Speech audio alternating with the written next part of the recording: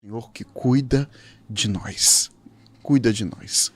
O evangelho de hoje é direto, muito claro. Jesus desceu a Cafarnaum, as pessoas admiradas com seu ensinamento e a sua autoridade. Na sinagoga havia um homem possuído por um espírito de um demônio. Ele gritou em alta voz: "Que queres de nós, Jesus Nazareno? Viestes para nos destruir? Eu sei quem tu és o santo de Deus."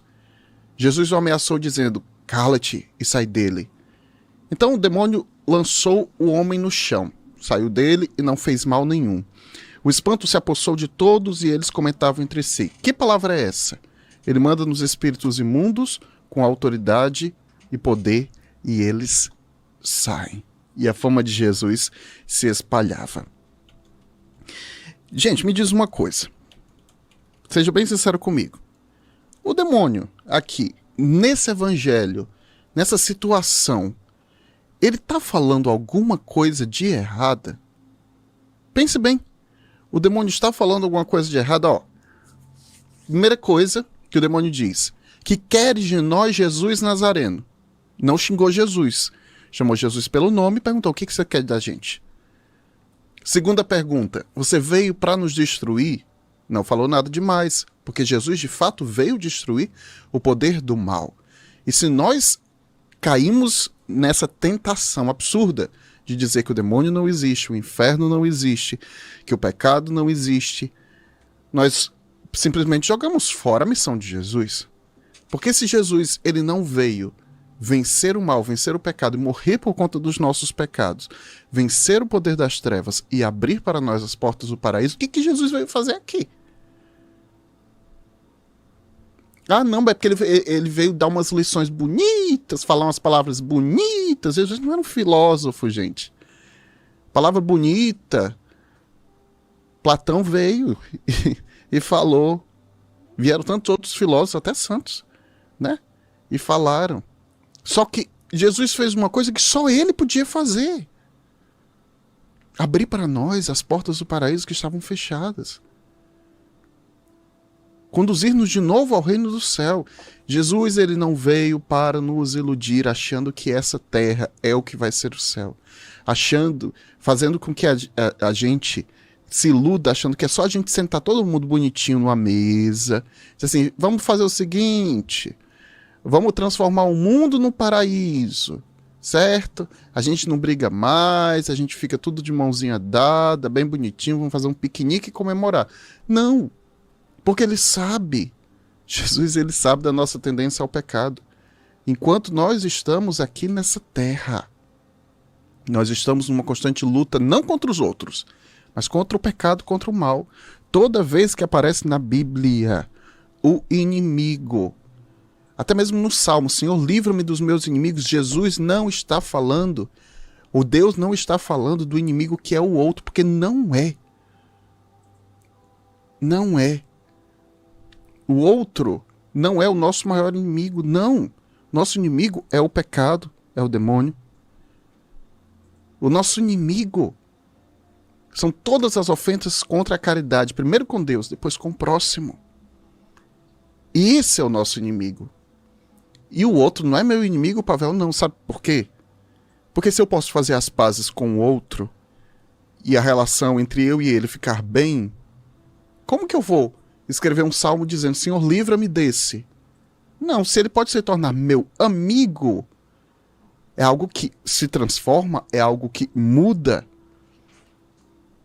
é algo que através do perdão eu posso alcançar. Porque tem gente que é assim, né? Tem situações na nossa vida que são assim, não é, gente? Todo mundo passa por isso. Tem pessoas que são muito amigas nossas, mas de repente elas nos ferem e acabam naquele momento, se tornam um inimigo. Você fica com raiva, você não quer ela perto, mas depois se reconcilia, volta para perto, se torna amigo de novo. Portanto, o inimigo e o amigo, enquanto humano, ele não existe. Por quê? Porque é uma situação que muda. E se é uma situação que muda, eu tenho, como São Paulo diz, viver em boa harmonia uns com os outros quando depender de vós. Eu tenho condições de viver em harmonia com o outro sem que nunca ele seja meu inimigo, porque eu estarei sempre perdoando. Agora, existem os inimigos eternos, que são aqueles que eu sempre vou combater. É desses que Deus fala. Quais são os inimigos eternos? O demônio, o pecado, a falta de caridade, que é o pecado. Então, quando o demônio diz, vieste para nos destruir, de fato, Jesus ele veio para destruí-los. E a última palavra, eu sei quem tu és o santo de Deus. Mas isso é belíssimo. O demônio está dizendo que Jesus era santo. Agora me diz uma coisa, por que que Jesus mandou ele se calar? Por que que Jesus não quis que ele falasse nada disso? O demônio falou que Jesus era Nazareno, que ele iria destruí-los e que ele é o santo de Deus. Por que é que o demônio falou 3 coisas que aparentemente são boas e Jesus não gostou? Sabe por quê? Porque Jesus nunca quis ser conhecido por conta de propaganda. Jesus nunca fez questão de ser conhecido por conta da propaganda ou por conta dos milagres que ele faz. Quem busca a Deus só por conta dos milagres tem uma fé rasa. Na primeira tribulação cai, abandona a fé. Porque você está buscando só os milagres? E se alguém conta para essa pessoa que viu em um lugar que não é em Deus, um prodígio, um milagre acontecer, a pessoa vai lá. Gente que fica pulando de religião em religião, já viu isso? Gente que é capaz até mesmo de buscar naquele tipo de ritual, naquele tipo de magia, naquele tipo de superstição, que é negativo, que é ruim. Que é ruim. Tem gente que busca o mal do outro através de superstições, através de malefícios reais, de buscar fazer o mal do outro mesmo com as próprias mãos, porque está tão obstinado, tão teimoso em querer a própria vontade, em querer que seja feito aquilo que está na sua cabeça como uma criança mimada, que ela é capaz, se falam para ele que é na igreja católica que o milagre acontece, ele vai na igreja católica. Se falam para ele que o milagre acontece quando ele vai atrás, por exemplo, uma magia negra, ele vai atrás. E vai ficar saltando de lugar em lugar, porque o objetivo dele não é mudar o próprio coração para se conformar com a vontade de Deus. O objetivo dele é conseguir coisas, conseguir vitórias. E o demônio, o que ele está fazendo aqui? Ele está querendo anunciar para aquelas pessoas que Jesus é o santo de Deus, que ele é o Nazareno e tudo mais, sem que aquelas pessoas tenham tido uma experiência com Deus. Sem que aquelas pessoas tenham provado. Ele está querendo fazer propaganda. E Jesus nunca quis isso. Quantas pessoas Jesus curou? Depois ele disse, vá, mas não conte a ninguém. Não conte a ninguém o que eu fiz a você. Jesus, ele falava isso porque ele dizia, eu não quero que saia por aí para que as pessoas venham atrás de mim por conta de comida, por conta de milagre, que elas venham à minha procura por conta da palavra da salvação. E quando vierem, a fé vai ser confirmada através dos milagres, por exemplo. Quando Jesus multiplicou os pães uma vez e o povo continuou seguindo ele, o que Jesus disse? Olha, eu sei que vocês estão vindo atrás de mim porque vocês comeram pão e ficaram saciados. Não trabalhem por esse alimento. É pouco. Esforcem-se pelo alimento que não passa, pelo pão da vida eterna, pela palavra de Deus. Por quê? Porque se a gente se empolga demais, a gente só vai em oração, em missa, que a gente se emociona, que chora, que a gente fica muito tocado, em que o padre fala, e meu Deus, parece que ele conhece a minha casa. Isso é bom, mas não é o suficiente. A nossa fé só vai estar realmente madura de verdade, você só vai saber que você está optando por Deus quando você for à missa, com aquele padre que você não gosta, que às vezes ele tem uma voz que você nem entende direito o que ele fala. Quando você está ali sentado ao lado da pessoa que não te agrada, e às vezes não é nem alguém que você conhece, às vezes não te agrada, sabe por quê? Vamos ser bem sinceros, porque a pessoa que está do teu lado, na missa, fede. Às vezes a gente perde a graça de Deus todinha, porque a pessoa que está do nosso lado está fedendo. Porque a pessoa que está ao nosso lado cochilou, começou a roncar, você está ali com vergonha.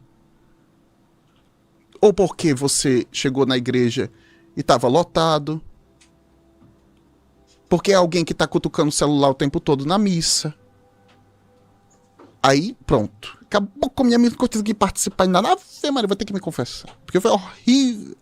Eu passei a missa inteira em pé. Porque eu cheguei lá na paróquia e não tinha lugar pra sentar. Porque o padre não providencia a cadeira e não sei o que e tal. Sabe? Meu Deus, olha quanta coisa a gente pede para poder conseguir rezar. Eu quero estar num lugar confortável, quero estar com os ventiladores funcionando, se a igreja tiver ar-condicionado, melhor que estejam ligados, que as pessoas ao meu lado sejam pessoas agradáveis, cheirosas e bonitas. Eu quero também que o padre fale bonito, que ele fale muito claro, mas também não é para demorar muito na missa. Você está indo buscar Deus? Ou você está indo achando que a igreja é um shopping center? Onde você vai passando nas lojas e vai escolhendo aquilo que você mais gosta e levando para casa em sacolinhas. E chega para casa cheio de prazer porque comprou um monte de coisa. Não, a igreja é casa. E quantas vezes nós vamos visitar um pai, uma mãe, um filho, não sei quem vai visitar. Você vai visitar um irmão, um parente, e você chega na casa, a pessoa tá suja, a pessoa tá triste. A visita não foi agradável, mas você vai justamente para ajudar a limpar a casa. Você vai justamente para conviver com a pessoa, e você vai porque você ama. O demônio não está anunciando aqui porque quer que alguém ame a Jesus. Ele está anunciando para que as pessoas elas fiquem admiradas e sigam a Jesus pelo que há de mais superficial. Jesus nunca quis isso e nunca vai querer. Ele quer que as pessoas o procurem porque o amam de verdade. Ah, então eu vou deixar de ir à igreja, Pavel, eu só vou agora quando eu amar. Ah, é assim que funciona o amor? Você de repente resolve amar alguém, pronto, agora eu vou começar. Não. O amor, ele é um exercício. A gente só ama de verdade quando a gente começa a conviver, conhecer e quando há uma disposição do coração. Nós podemos gerar amor dentro do nosso coração. Deus nos deu essa graça. Olha a grande beleza que é o amor de uma família que adota uma criança. Não tem o sangue deles, não nasceu do ventre, mas foi escolhida. Aquela criança foi gerada no coração e amada. E amada. E aqueles pais escolhem amar a criança. E eu digo para você, quantas pessoas adotadas eu conheço, quantas, que tem mais amor às vezes do que filho de sangue, do que filho biológico. E são tão amadas, são pessoas tão maravilhosas. Nós somos adotados por Deus. Deus, ele não somente nos gerou e criou, mas nos adotou. Ele quis nos amar. Portanto, enche teu coração de alegria, Deus escolheu te amar. E agora, escolha Ele, porque você o ama, mas você quer que esse amor cresça muito mais.